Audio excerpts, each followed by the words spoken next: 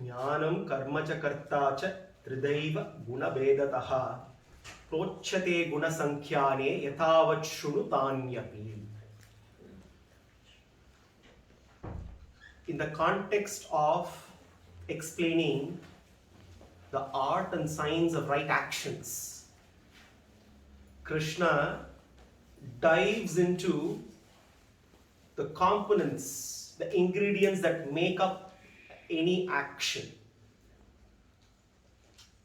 He takes up jnana, karma and karta, the three principal ingredients of any action, the building blocks, and then analyzes each of them based on the guna, the preponderance of guna that shapes each of these ingredients, and explains to Arjuna how, with the knowledge of these three components of any action, and with the knowledge of how to cultivate sattva, one can go about doing one's duty in accordance with dharma.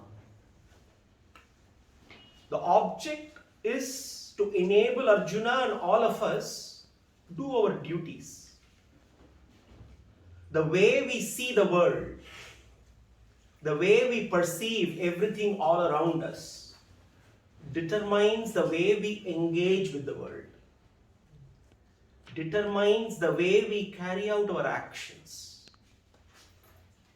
And therefore, jnana, perceptual knowledge, is fundamental determinant of the nature of our actions and the way we engage with the world around.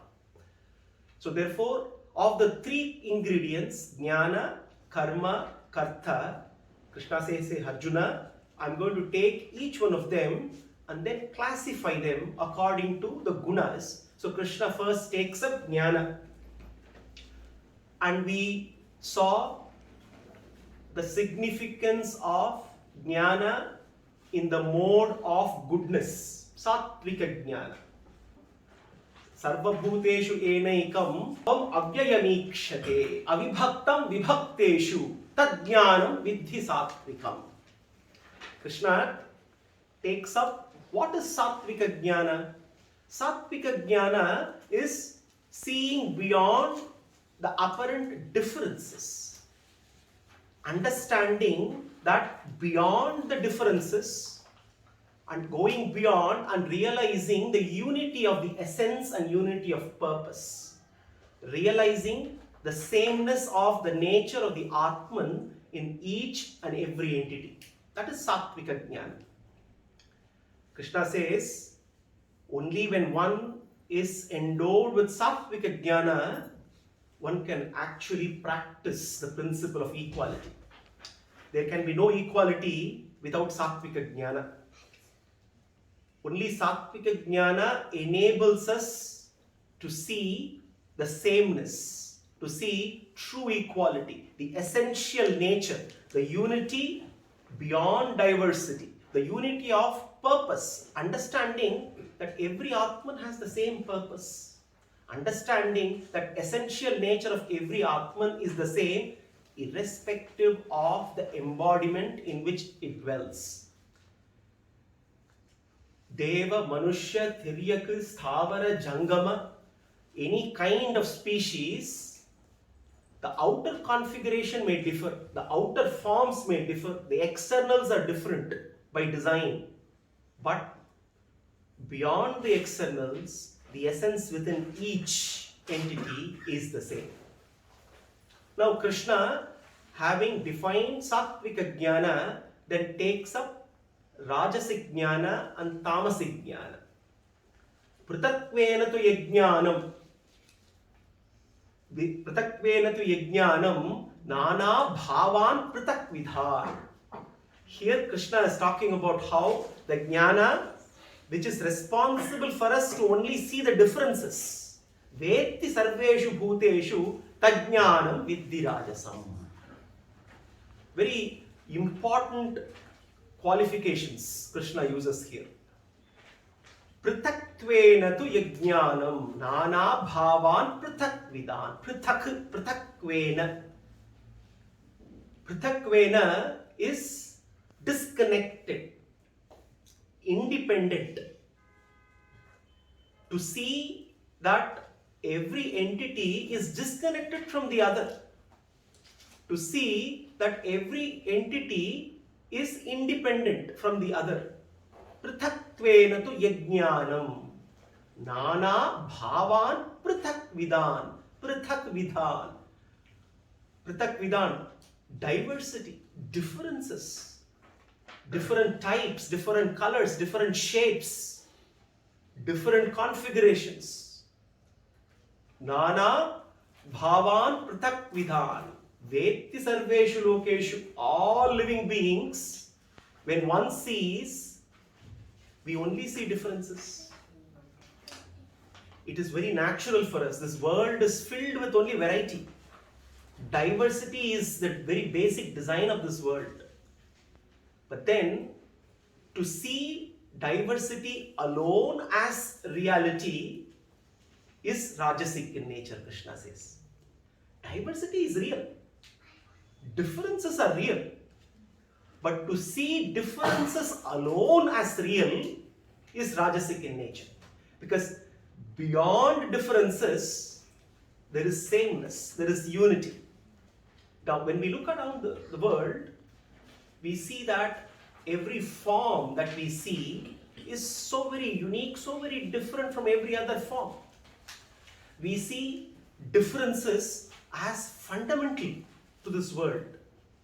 To see differences as fundamental and final is fatal, Krishna says. Because differences are not fundamental and final. Sameness, unity is fundamental and final. So here, that jnana which is responsible for us to only focus on differences, leaving out the unity, leaving out the sameness, that jnana is rajasic in nature. Tajnanam vidhi rajasam lobaha pravrittirārambaha karmanam asamaspruha rajasyetani jayante vivruddhe bharatarshava. Krishna says, what happens when rajas predominates in the mind? Lobaha pravrittirārambaha karmanam asamaspruha. Lobha, greed, covetousness, a mentality of scarcity. Pravrittihi, activity all the time. Karmanam arambaha, selfish actions. Asamaha, asama is essentially discontent, dissatisfaction. Spruha, thirst, desire. When rajas dominates the mind, it leads to these essential qualities in the mind, the dominant qualities of the mind. Lobaha, greed, is nothing but a feeling of lack all the time, incompleteness. And because of this incompleteness within, the way we engage with the world is to see that the world is the source for giving us that completeness. The way we look at the world is to go looking around how to make ourselves complete. Because we believe, because of the dominance of rajas, that we are incomplete. We lack something all the time. And therefore, we engage with the world. We look at the world as our source to bring that completeness to us. Constantly lacking something, so therefore, we are always looking at. So the way we see the world is the source for our completeness. Pravritti, activity. All the time, there is a difference between activity and productivity. When there is rajas, there is only activity, there is no productivity. Always doing something and engaging with the world. Why? Because we see the world as our source for completeness, we always keep engaging with the world and we are compelled to do actions all the time. And what kind of actions? Aramba, karmanam, aramba, selfish actions all the time. Lobha pravrittirārambaha karmanām asamaspraha. Discontent, dissatisfaction. And because of this dissatisfaction, we are constantly trying to fulfill desire. So we are always thirsty, spriha, desire to make us complete, desire to make us, to avoid this feeling of lack. So therefore, when jnana is rajasic in nature, life becomes a rat race. We look at the world, we see life as a rat race, and when life becomes a rat race, we may even end up winning the rat race, but unfortunately we will remain rats. What is the point in winning a rat race and remaining rats?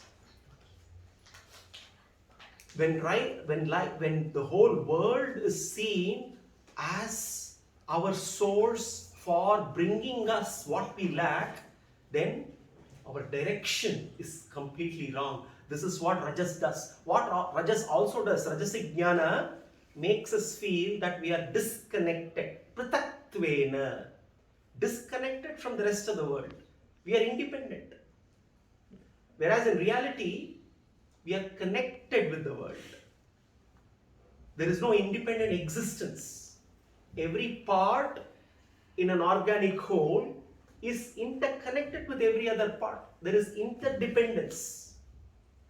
The way we engage with the world is based on the principle of interdependence, not independence. Unfortunately, we use our intelligence to engage with the world for only one purpose: to align the nature to our will. That is why science is all about aligning nature to human will, whereas spirituality is all about aligning human will to God's will. Now, when our efforts and endeavor is to align nature to human will, there could be temporary, short-term wins, but long-term, it leads to disaster. And in the process of trying to control everything, we also crave for more control. As we start to control bits and pieces, we start to crave for more control, and we end up failing in having complete control. This is what Rajasic Jnana does. Pritatvena tu yajnanam, tadjnanam viddhi rajasam. Now, when there is lobha, and when lobha dominates our mind, then the way we see the world is always to take from the world and avoid giving to the world. Rajasic Jnana ends up compelling us to always see in our engagement with the world around us how to always take and how to avoid giving. When there is pravritti all the time, constant activity, the way we look at the world is always looking at some time in the future. We are never in the present. And when we are driven by discontent and dissatisfaction, it is because of trying to be driven by our desires, which can easily get triggered. So we have different layers of desires. Normally, it is the loudest desires which determine our actions, not our deepest desires. There are different levels of desires. The loudest desires are normally those which are at the topmost layer, which can be easily triggered by external stimuli. All the desires for sensual pleasures. These are at the top layer of our desires, which can be easily triggered by external stimuli. And they are the loudest in the mind. Unfortunately, the loudest desires will not lead to happiness. It is the deepest desires that do. But when we are dominated by rajas, the loudest desires, our sensual desires, which are the top layer of our desires, often determine the way we see the world, often determine the way we interact with the world, and determine the nature of our actions. So Krishna says that kind of jnana where we are driven by our lack of completeness, where we are driven by our sensual desires, where we are driven by greed, where we are driven by the compulsion to only see the differences and nothing beyond the differences. That kind of jnana is Rajasic jnana. And when we operate, when we function with the with Rajas dominating our minds and with Rajasic jnana, there can never be equality. There is no way, because we are only operating based on differences. Differences alone dominate our thoughts and our minds, and we can never practice. Equality remains just a phrase, that's loosely used and can never be practiced. So therefore, in order for us to do our duties, we need to necessarily overcome the force of Rajas and avoid jnana, which is Rajasic in nature. Then Krishna takes up the most dangerous of all jnana. Jnana that is tamasic in nature. This is the reason why the Shastras loudly declare Asatoma Sadgamaya, Tamasoma Jyotirgamaya, Mrityorma Amritangamaya. A very popular Upanishadic declaration. Asatoma Satgamaya. Bhagavan lead us from Asat, untruth, to truth. Tamasoma Jyotirgamaya, lead us from darkness to light. And only then we can take the giant leap from mortality to immortality. Until we are illuminated with the light of knowledge, we will remain just mortals. Whereas immortality is our right. But unless we recognize that it is a right, we will continue to be trapped in the cycle of samsara and remain mortals. Yettu kritsnavadekasmin. Krishna says that jnana which is tamasic in nature. Yettu kritsnavad ekasmin karye saktamahaitukam. Kritsnavad ekasmin. Very, very interesting words Krishna uses here in the shloka. Kritsnavad. Kritsnavad means entirety, the whole. Yettu kritsnavad ekasmin karye saktam ahaitukam. Atatvartavat alpam cha tat tamasamudahritam. Alpam means trivial, unimportant, silly, minute, insignificant. Alpam. Tatvartavat means truth. Atatvartavat, untruth. Ahaitukam, unreasonable, beyond any reason. He says that knowledge, because of which one focuses only on the part and not on the whole, without any reason, based on untruth and based on triviality, trivial reasons, that knowledge is tamasic in nature, he says. Now, this tamasic jnana by itself is an oxymoron. Tamasic jnana. Because tamas is ignorance. Ignorant knowledge. Knowledge in the mode of ignorance. Knowledge and ignorance are opposites, antonyms. But interestingly, Krishna uses the concept of knowledge in the mode of ignorance. So therefore, tamasic jnana, when we all talk about how knowledgeable we are in our worldly life and living, we are actually referring to this knowledge. Knowledge which is in the mode of ignorance. When a teenager insists on not eating food, if he or she is not allowed to go to a party. When a politician somehow focuses only on filling his pockets to the extent of cheating the people who voted him. When a doctor prescribes medicines knowing fully well that those medicines are harmful or not required, only for making money. When a businessman's focus is only to make bottom line profits at the cost of the people around, these are all common stories. Not just movie themes, but real life themes that we come face to face in today's world. These are all due to tamasic jnana, where the focus is on a trivial part without understanding the larger picture, the larger whole.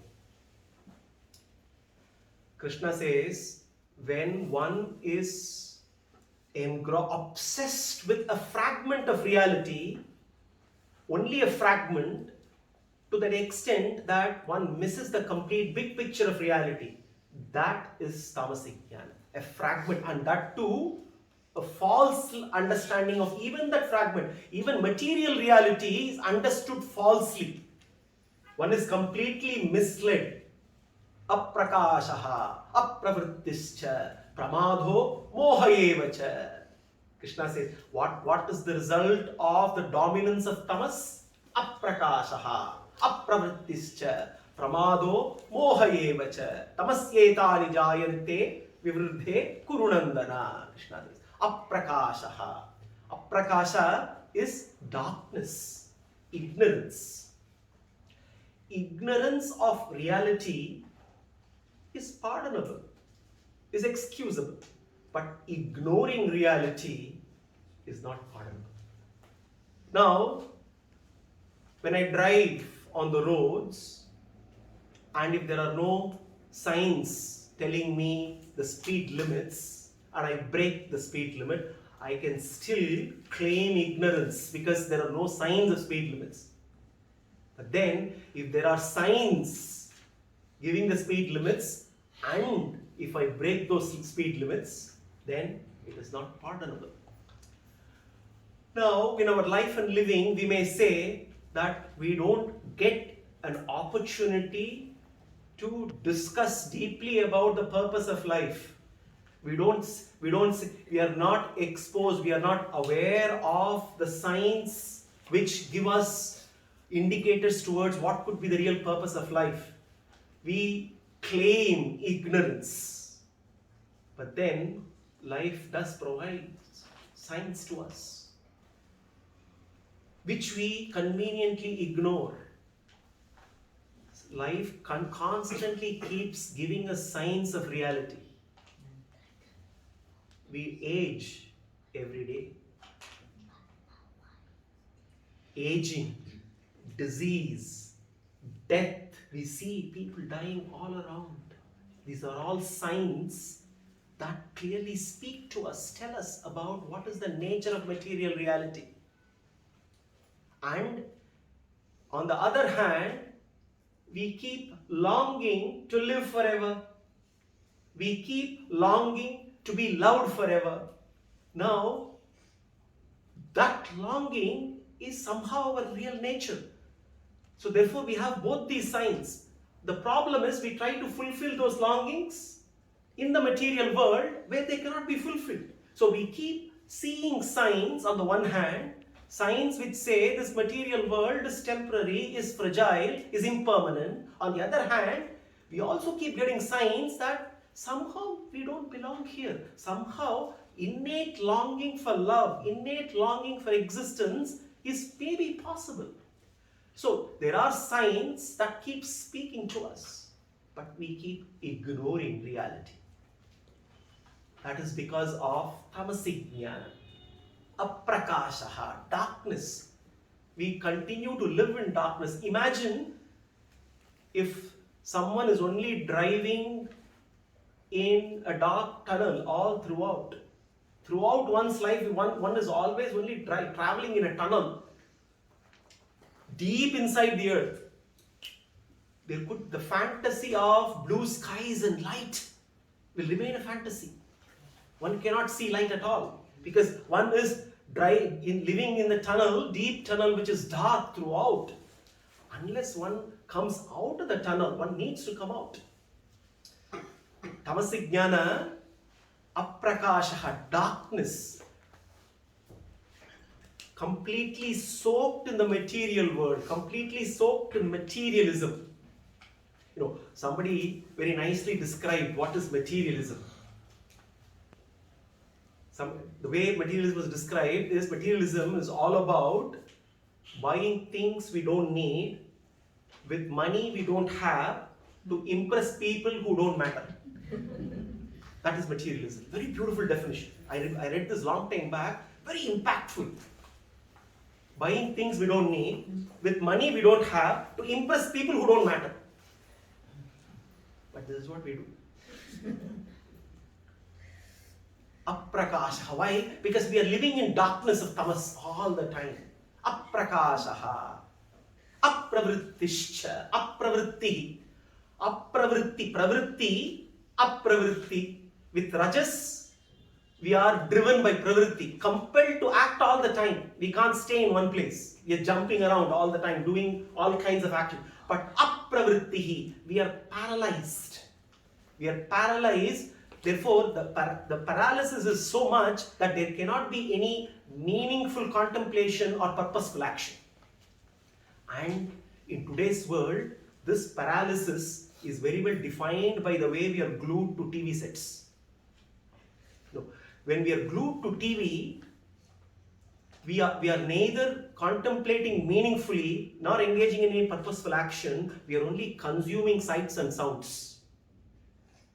And sitting in front of a TV for hours and hours and hours, apravrittischa. This is a beautiful example. If we need to understand what is apravrittihi, it is just sitting and watching TV, content which is meaningless, which does not provoke meaningful contemplation, which does not help us to do any purposeful action, only consuming sights and sounds. That is apravritti. Aprakashaha. Aprakashaha, ignorance completely corrupts our intelligence. And when our intelligence is corrupted, then our behavior goes for a toss. That is apravritti. When intelligence is corrupted, our behavior also is corrupted. Aprakashaha leads to apravritti. And when there is apravritti, and when apravritti increases and escalates, it results in pramadaha, destructive actions. That is why when little children watch too much of meaningless content on TV, their behavior is not only just corrupted, it can become destructive in nature. Aprakashaha, apravrittihi, pramadaha. Pramada, destructive actions. Destructive to oneself, destructive to the world around. Moha. Moha is even more dangerous because aprakasha is ignorance, moha is delusion, which basically says I am not ignorant, not recognizing ignorance. To be blind is sad, but not to recognize blindness is even worse. That is moha. Aprakasha, apravritti, pramadaha, moha evacha, tamasyetani jayante, vivruddhe kurunandana. Interestingly, when Krishna refers to rajas, he says, rajasyetani jayante, vivruddhe bharatarshabha. Referring to tamas, he says, tamasyetani jayante, vivruddhe kurunandana. No, talking about rajas, he refers to Arjuna as bharatarshabha, one who belongs to the clan of Bharata. He kshatriya kulatilaka. Because kshatriyas have rajas in excess. So he refers to Arjuna as one who belongs to the clan of Bharata. Kshatriya kula. Comes to rajas, he says, Hey Kurunandana. Kurus, Kauravas, and who is the head of Kauravas? The very embodiment of tamas, Dhritarashtra. So you belong to the same clan, Hey Kurunandana, he says. Yattu kritsnavadekasmin karye saktam ahaitukam. When one is only focused on one point to the exclusion of everything else, thinking, reducing the whole to a part, reducing the Atman to the body, not seeing the reality completely, and even seeing the reality, the partial reality, the fragment of reality in a perverted way, completely lacking the big picture, based on trivial reasons, based on untruth. That, hey Arjuna, that is tamasa jnana, he says. What is the purpose for Krishna to take up jnana before karta and karma, and giving that importance to jnana and sattvika jnana to do one's duty? Krishna wants to give us a very important message. We are, through every action that we do, trying to satisfy ourselves, make us complete. And in the process of doing actions, Krishna wants to say that spiritual satisfaction and bodily satisfaction need not be contradicting each other. They can be complementary. When there is spiritual satisfaction, bodily satisfaction can also happen. One satisfying the spirit, satisfying the soul, need not come in the way of satisfying the body. Now, what is typically when we say we are not satisfied, that satisfaction is driven by bodily dissatisfaction. I am hungry now, which means there is a dissatisfaction, and that is driven by my body, the need for nourishment, the hunger. Now, at that level, I know how to satisfy, how to fulfill that need. I immediately go eat. So the hunger is fulfilled. But many a times, the dissatisfaction that we have, if we try to look at it only through fulfillment of bodily needs and bodily wants, we will only remain dissatisfied. Because beyond bodily needs and bodily wants, the Atman, the soul, needs to be satisfied. And how the soul can be satisfied? The longing for the soul to love and connect with Paramatma. That needs to be satisfied. Unless the Atman's need, the longing to stay connected with the Paramatman, if that is not fulfilled, there can be no real satisfaction. Let me give an analogy. There is this delicious sweet, very nourishing, delicious sweet. Now, if the hand goes and takes the sweet and feels the sweet, the hand will not be nourished.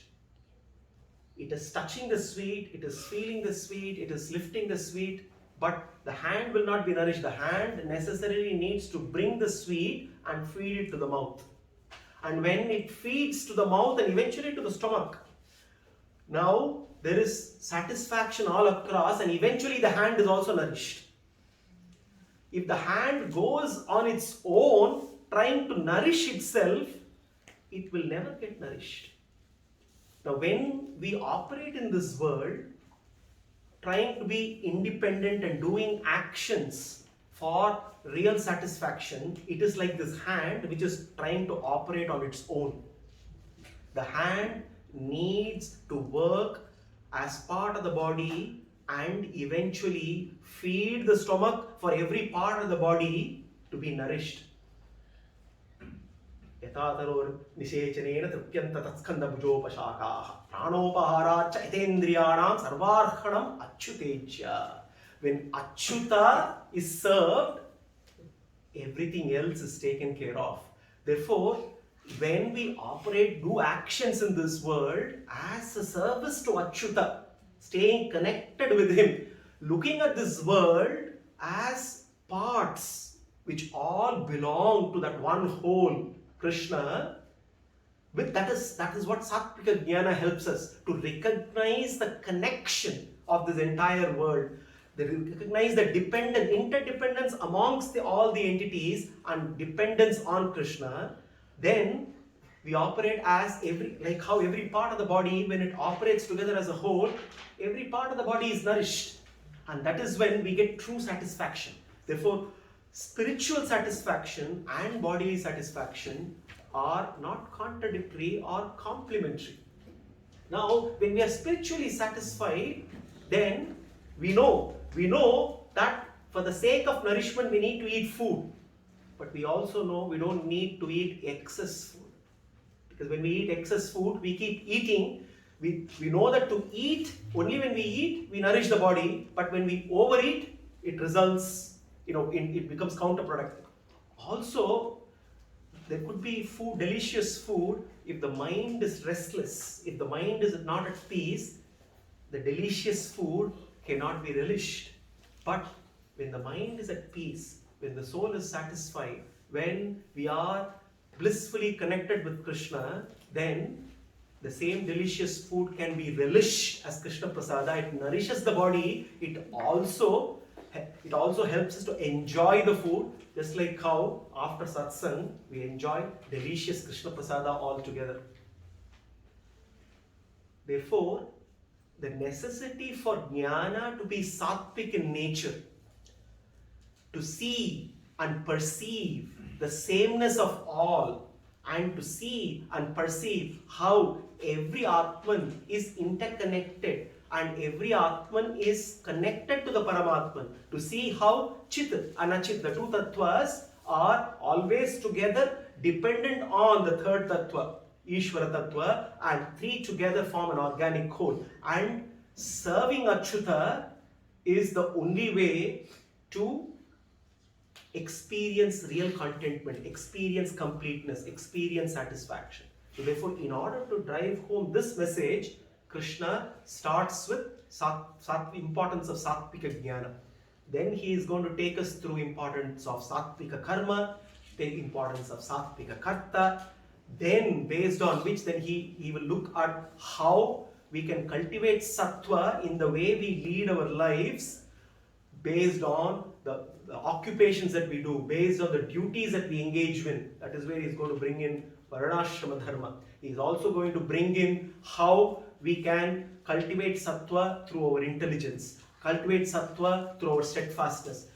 So therefore, throughout this chapter, the bulk of the chapter, we will see how he keeps talking about Sattva, Sattva, Sattva, importance of cultivating Sattva, so that we realize that only with preponderance of Sattva Guna, we can engage with this world fruitfully, and we can fulfill our mission as to why we are actually there in this world. There is a reason, there is a purpose, and how do we fulfill that purpose? Only through cultivation of Sattva Guna. We will continue to relish the other components of every action in the coming chapter, in the coming shlokas. Sarvam Sri Krishna.